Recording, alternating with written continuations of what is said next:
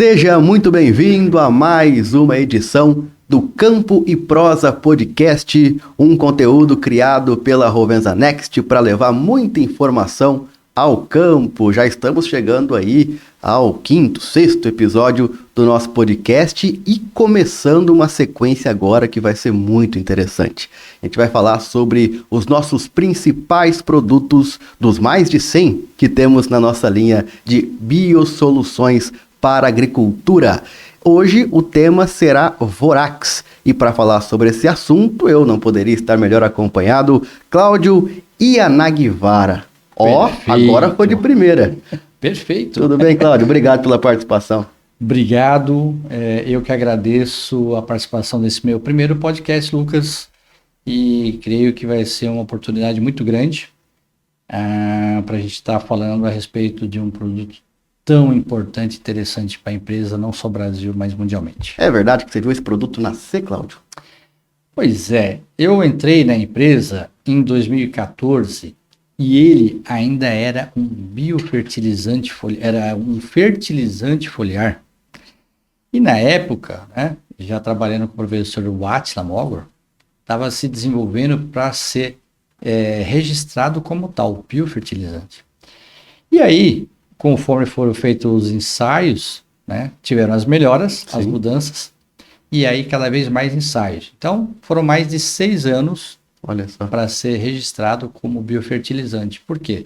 A nível de Brasil, nós não temos bioestimulantes. O mapa reconhece como biofertilizante. E aí, precisamos chegar ao quê? Adequar a ser um biofertilizante. Interessante que, após o Vorax, vieram já mais 20 biofertilizantes. Então, Vorax puxou a fila. Puxou a fila. O primeiro biofertilizante registrado no Brasil. É o primeiro, mas a gente vai falar de algumas particularidades por ele ser único também em alguns aspectos. Muito bem. Então agora vamos dar alguns passos atrás. Antes de chegar no produto, vamos contextualizar uma de suas principais ações, porque são várias, né? Vamos falar sobre clima. Afinal de contas, clima é um assunto que o tempo todo está em alta, né? Não tem como. Do começo ao fim da safra, sempre vamos ter desafios climáticos. Seja seca, seja muita chuva, seja granizo ou tantas outras coisas que acontecem. E para falar sobre clima, acho que é legal falar da questão dos estresses. Sei que tem muita dúvida na galera, estresse biótico, estresse abiótico. Vamos começar por aí. Qual que é a diferença do biótico pro abiótico, Cláudio? Perfeito, Lucas. Então, o estresse biótico é aquele que é provocado por pragas e doenças.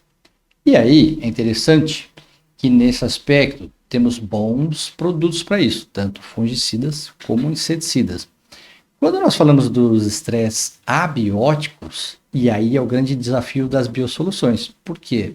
Porque hoje nós temos, isso aí é registrado, se pegarmos uma cultura como a soja, nós temos perdas de 61% só com estresse abióticos. O milho, 68%. Ou seja, nós temos então das culturas, pelo menos 50% de perdas, então são de fatores abióticos. Então nós temos exatamente um potencial produtivo, a cultura tem um potencial produtivo, mas nós temos fatores limitantes. E o ambiente é um grande fator limitante. Por quê? Nós estamos falando exatamente sobre isso. Estamos falando de estresse abiótico. Quem causa? Então, a seca, o frio. E frio a gente está falando de frio, temperatura baixas, como geadas. Falando como granizo. Estamos falando como excesso de calor, excesso de luminosidade. Ou até falta de luz, que é o nublado, que provoca um desbalanço hormonal. Estamos falando de hipóxia, mais Europa, pensando em solos encharcados. Então, ultravioleta. Então, tudo isso causa exatamente esse desconforto na planta. E quando a gente fala de desconforto, nós estamos falando que afeta metabolismo. Se afeta metabolismo, ela deixa de estar produzindo, né, os açúcares através da fotossíntese, então ela fica o quê? Paralisada. Então afeta metabolismo, fisiologia e produtividade. Uma planta estressada afeta diretamente no resultado final, que é a produtividade. Como diria nosso amigo Eli Oliveira, a agricultura é uma fábrica a céu aberto, né? Perfeito. Então vai estar realmente suscetível a tudo isso. Agora, fato o estresse ele pode acontecer e acaba acontecendo, né, sempre. Qual que é o momento ideal para aplicar? É antes, é durante ou é depois do estresse? Boa pergunta, Lucas. Então, isso tem que ficar muito claro. Por quê? Porque o estresse é produção de radicais livres. Radicais livres são o anel oxigênio, peróxidos, né? E nós temos lá água oxigenada. O que eles fazem? Deteriora a membrana ou proteína. Se deteriora, exatamente ocorre o quê? A planta ela tende a produzir mais aminoácido e não consegue. Porque estressada, ela não consegue, por quê? Ela tem que produzir mais aminoácidos para produzir mais proteína, que é a estrutura, e aí trava.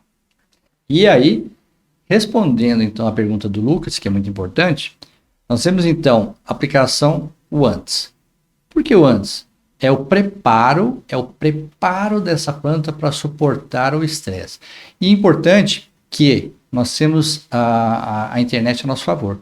Então, hoje, não existe mais aquela pessoa que não tem informação, dizer assim, eu não estava sabendo. Hoje nós temos Virou CPTEC, desculpa, né? nós temos CPTEC, nós temos outros órgãos que falam, olha, daqui tantos dias, cuidado, tá vindo veranico, tá vindo vento, tá vindo chuva, tá vindo granizo, ou tá vindo inclusive até geada. Então, temos a informação. Se nós temos a informação a nosso favor, nós temos como nos preparar para prevenir. Né? Para prevenir. Por que prevenir? Porque uma planta, ela preparada, exatamente ela suporta esse momento. Se ela suporta esse momento, então ela não passa para aquele chamado travamento. Então a gente está fazendo o quê? Minimizando ou evitando esse prejuízo. Né? Então, antes, eu preparo essa planta, efeito Primactive. Se eu preparo a planta, nós temos produtos específicos para isso. Aí, podemos até ter aplicação desses produtos e ocorrer. Porque se nós pegarmos um granizo, por mais que nós temos lá um produto muito bom, nós não temos como evitar que o granizo vai causar o ferimento que ele vai simplesmente rasgar a folha. Né? Então não temos como fazer. Mas a gente tem como fazer o quê? Recuperar essa estrutura depois. Tá? Então, nesse sentido, nós temos ótimos produtos pensando no antes, tá? Antes do estresse. E se ocorrer, de tudo isso, ainda assim, ocorreu o estresse, nós temos excelentes produtos para recuperar a planta depois. Então, num portfólio de mais de 100 biosoluções, nós temos produtos para aplicar antes e produtos para aplicar depois. O melhor é antes, é prevenir. Sim. Mas se precisar depois também tem opções. Sim, perfeito. E vamos falar delas em outros episódios, porque hoje o foco é o Vorax. Esse produto que nós já falamos no começo, que o Cláudio conhece desde que nasceu, literalmente, o Vorax. Vamos lá. O Vorax, o que é o Vorax? O que ele faz? De onde que ele surgiu? De onde que ele vem? Né? O Vorax, ele é um biofertilizante. Né? Então, ele é um biofertilizante. Então, a gente tem que entender que biofertilizante é esse termo que o mapa usa exatamente para definir esse produto. Porque o Brasil ainda não reconhece o termo bioestimulante. Na Europa, até é um bioestimulante, mas no Brasil é um biofertilizante. E o biofertilizante tem que se enquadrar exatamente na definição, que é um biofertilizante. É um produto que deriva de algum agente orgânico, sem adição de nenhum químico, né? Nenhum defensivo químico, que pode atuar direta ou indiretamente numa planta ou num todo, promovendo assim acréscimo em produtividade sem nenhum acréscimo hormonal ou sintético. Então, esse é um biofertilizante. E o Vorax, ele vem de uma fermentação biológica. Então, é uma fermentação biológica que acrescenta melaço orgânico, porque não pode ser o convencional, porque a gente está falando de alimento, para não ir resíduo. Então, melaço orgânico com uma bactéria do bem. E aí ela passa por um processo de fermentação onde tem que atingir temperatura ideal, acidez, oxigênio e entre outros, mas quem determina isso é um aminoácido chamado ácido glutâmico. Então entenda o seguinte, o ácido glutâmico chegou a um nível e aí cessa essa fermentação. Então por isso que lá no rótulo está escrito lá 25% de ácido glutâmico. Mas o produto não é só ácido glutâmico. O produto, na verdade, deriva de quê? Dessa fermentação muito rica em metabólitos. Esse é o tema da próxima pergunta, metabólitos. E isso me chamou a atenção. Hoje pela manhã tivemos uma apresentação exclusiva para os canais de distribuição e o Cláudio falou muito bem dessa questão dos metabólitos. São mais de 200 que foram descritos no produto. Perfeito. Mas pode superar 1.000? É verdade isso? Como é que funciona? Verdade. Então é um produto que, a nível de Brasil, conseguimos fazer um levantamento de 65 metabólitos entre primários e secundários. E quando foi para a Europa, já conseguiram fazer a contagem de 200. Mas existe entre compostos pelo menos 1.000 compostos. Então nós temos mais pelo menos 800 a ser descrito por aí pela frente. Então temos muitas oportunidades com produtos com relação a metabólitos. Legal. Imagino que você que é do campo, né, CTV das revendas ou mesmo RTV da Rovensa Next, deva receber essa pergunta vira e mexe, né? Tem outro produto que é igual? E aí eu quero pegar aquela explicação tua da impressão digital. O que tem a ver uma coisa com a outra? E tem produto igual ou não tem, Cláudio? Não tem. Não tem por quê? Porque esse é um produto que passa por duas análises importantíssimas que poucas empresas fazem ou só a Rovensa Next faz. Chamado análise metabolômica, onde ela exatamente faz a descrição dos metabólitos, mas é onde tem a impressão digital do produto. Impressão digital, eu tenho a minha, você tem a sua, então cada uma tem a sua, então não tem como ter a mesma impressão digital, então ele é único. E a outra análise é a transcriptômica, faz o quê? A transcrição genética, exatamente a análise genética desse produto. Por quê? Porque temos que defini-lo exatamente qual que é o processo que ele está trabalhando ali, exatamente para fazer o quê? Para trabalhar nos estresses, para mitigação desses estresses. É muito técnico e é muito importante isso. Então, é impressão digital única. Então, podem até dizer, mas tem um produto que é parecido. Parecido nada. Esse aqui é único, tem impressão digital. Nós lançamos uma campanha de comunicação dele recentemente que falava assim, são pequenas doses para grandes resultados. O frasquinho do Vorax tem até o pequenininho, né? Exatamente. A turma usa de pouquinho em pouquinho e dá um resultado danado, né? Exatamente. Então, interessante você falar, porque as pessoas imaginam que é um produto, como está no rótulo, né? Como está no rótulo, que tem ácido glutâmico, você imagina, então, são aminoácidos, né? São aminoácidos. Então, como aminoácidos, nós não temos produtos que são aplicados em doses baixas. Quando a gente fala de aminoácidos, estamos falando de doses aí de 0,5, 2 litros. Vorax, nós estamos falando de 30 ml. 30 ml, né? 30 ml. Então, a gente falando de 30 ml numa vazão de 100. Nós falamos, então, por exemplo, do café de 80 ml em 500 litros. Nós falamos no citros, 200 ml em 1.000 litros. Então, pequenas doses que fazem o grande resultado, como? É uma ativação. Por quê? Pensem em nós que é uma vacina. É uma vacina. Então, uma vez que aplica na planta, ela entende, tem um estímulo vindo. Tem esse estímulo vindo. Então, se tem um estímulo vindo, ela tem que reagir, né? E para ela reagir, ela precisa fazer o quê? Ela precisa estar bem equilibrada nutricionalmente. E para ela estar bem equilibrada, né? E aí é um trabalho muito interessante, né? Com o professor fisiologista André Reis, mostrou o quê? O Vorax, ele estimula a planta com essa vacina e ela necessita de quem? Magnésio. E por que o magnésio? E vocês vão entender a hora que a gente decifra o produto. O magnésio é a molécula central da clorofila. Clorofila é exatamente aquele pigmento verde que capta a luz e aí, através da fotossíntese, transforma a energia luminosa em química. Depois, em açúcar. Então, precisa ter o quê? Magnésio.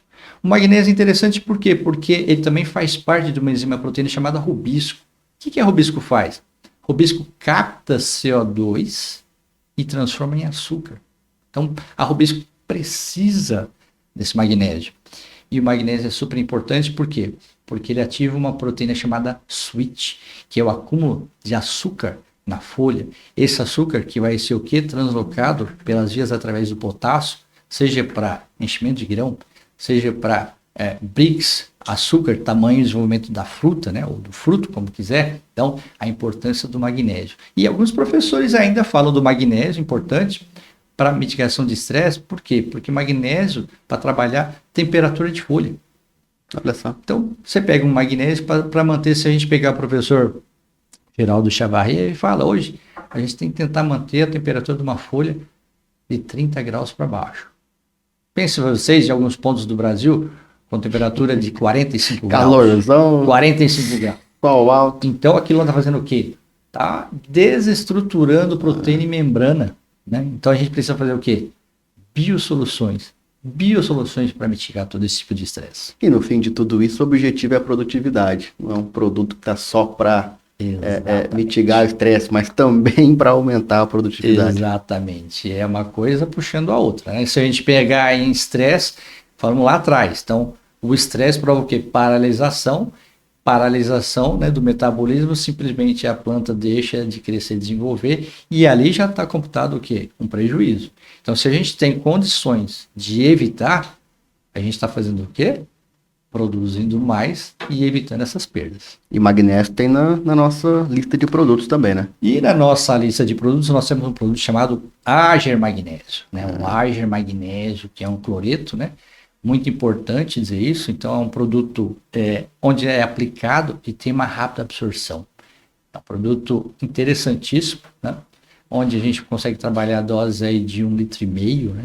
Nas misturas, e vai muito bem com os fungicidas e inseticidas.